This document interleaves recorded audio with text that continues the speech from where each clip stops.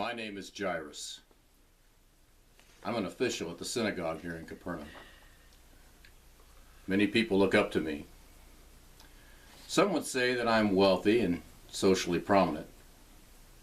I guess that's true. But as a human, I experience some of the same challenges as others. I remember a certain day when my daughter was dying. Yeshua was heading back to our side of the sea. The crowd stirred as they always did when he was around. Their rumbling got my attention. I knew what I had seen him do elsewhere. So I looked at my wife, and when she nodded, I went to plead with Yeshua to save my baby girl. When I found him, I fell on my knees and begged him to come with me. I was so grateful when he agreed. But the crowd was everywhere. I knew time was short. My little girl was at death's door. But if I could only make it back in time, that's when she...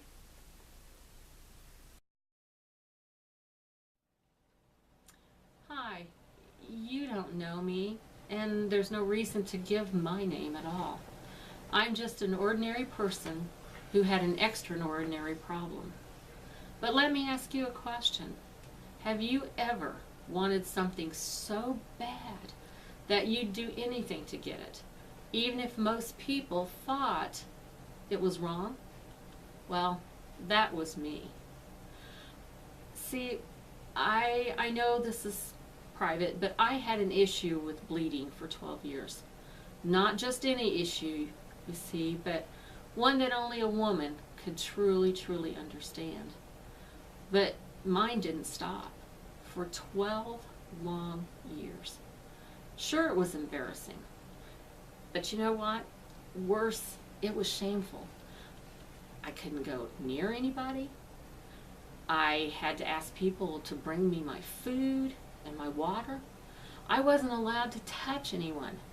No touch at all for 12 long years, because my issue would cause others to be unclean. And I couldn't attend the synagogue. I couldn't do anything. I just lived in shame. But then came the day that I am never ever going to forget. I heard Yeshua was coming back across the sea, and the crowd had gathered. And I knew that I shouldn't be there. And I knew that if I touched anyone, that I could face large punishment. But you see, I just had to go. I just had to see him. I had to touch. Yes, just a simple touch was all I wanted. Because if I could just touch Yeshua, I thought that I would be healed, that it would be instant. I made my way up to him. But you know, I stayed so low, so quiet, so that I didn't want anybody to see me. And at just the right moment, I reached.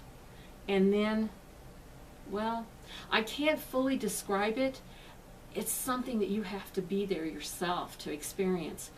But when I reached out and touched, that flow of blood, it stopped. I mean, instantly, it stopped. There was no doubt. I could feel it in my body. I could feel the change. My greatest hope, my greatest hope had been fulfilled. And no one had even noticed.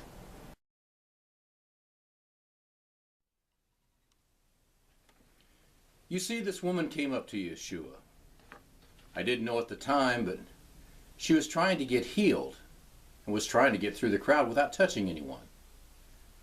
If I had seen her, I would have ordered others to get away. She was unclean and shouldn't have been there. We had kept her out of the synagogue for years because of her issue. Frankly, I would rather not talk about it. Let's just say we're sticklers for the law.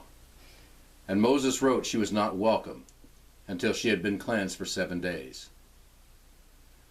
But her issue never stopped. She couldn't be clean. And now she was about to make my situation worse. Well, she was able to touch Yeshua. That wasn't the problem, though. I don't know how, but he said he could feel that some power had gone out of him. And that caused him to stop. We didn't have time to stop. My daughter was dying. And then he asked the craziest question. Who touched me?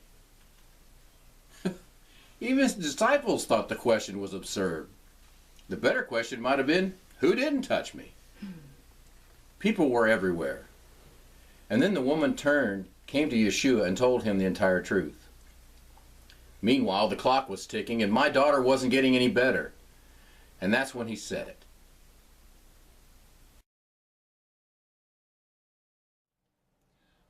I must admit, though, it was an odd moment because I had touched Yeshua. I was healed and had turned to go on my way, but in the midst of that huge, huge crowd, he asked the crowd, who touched my garments? I froze because it scared me. I thought, oh no, I didn't want anybody to know it was me. No one. I didn't make a move. Then I thought I had gotten a break by not moving.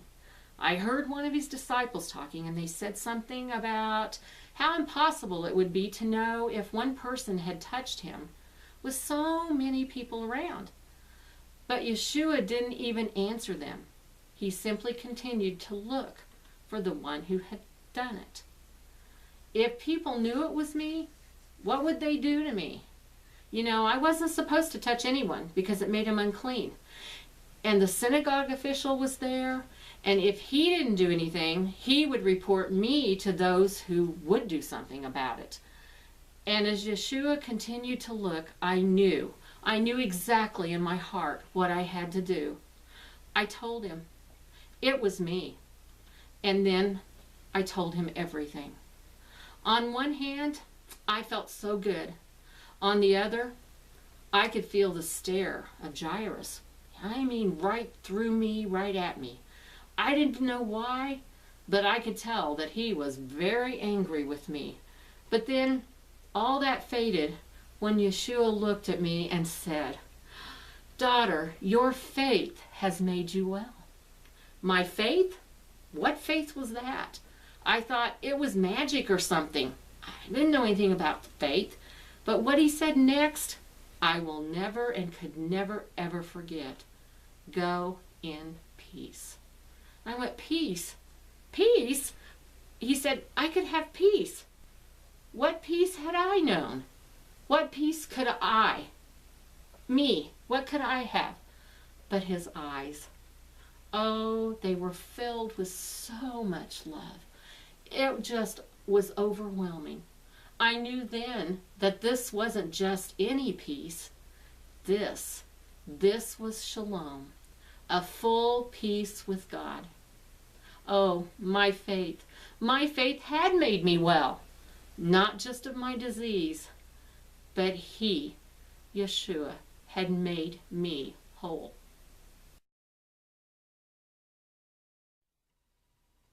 Daughter? Yeshua called this woman daughter. Furthermore, he told this woman that her faith had made her well. Was he trying to slap me in the face or what? What faith could this lady have, especially compared to mine? And to call this woman a daughter?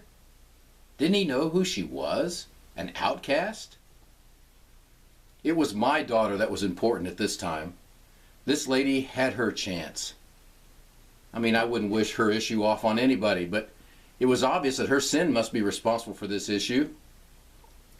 While she was telling Jesus her story, I admitted I got mad. I just leered at her. Time was ticking. Then finally their conversation ended, and he was ready to follow me again. But as I turned, I knew. I just knew. Some of the people I had left at my house came and told me my daughter was dead. I didn't know what to feel. I almost started to cry. Then I remembered. It was her fault.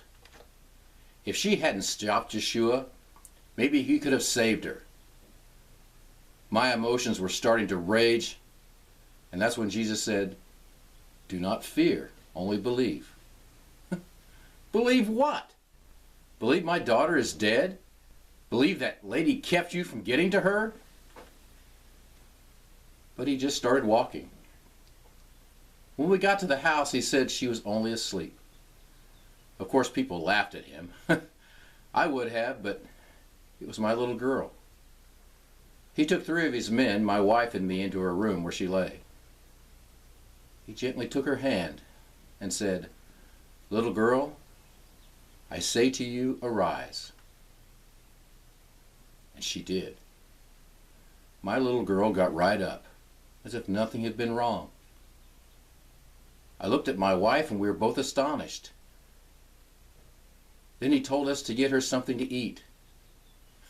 To Yeshua, it was as if he had just come and woke her up so she could have breakfast. Up to this moment, I thought I believed. But now I knew what true belief was. Just then I remembered the woman. I had been so angry that she had stopped Yeshua on his way to help my daughter. But it was she who had the faith. She was the one who believed in the impossible. I guess that was his plan all along. By doing what he did in the way he did it, he hadn't just brought my daughter back from the dead. He had made me whole.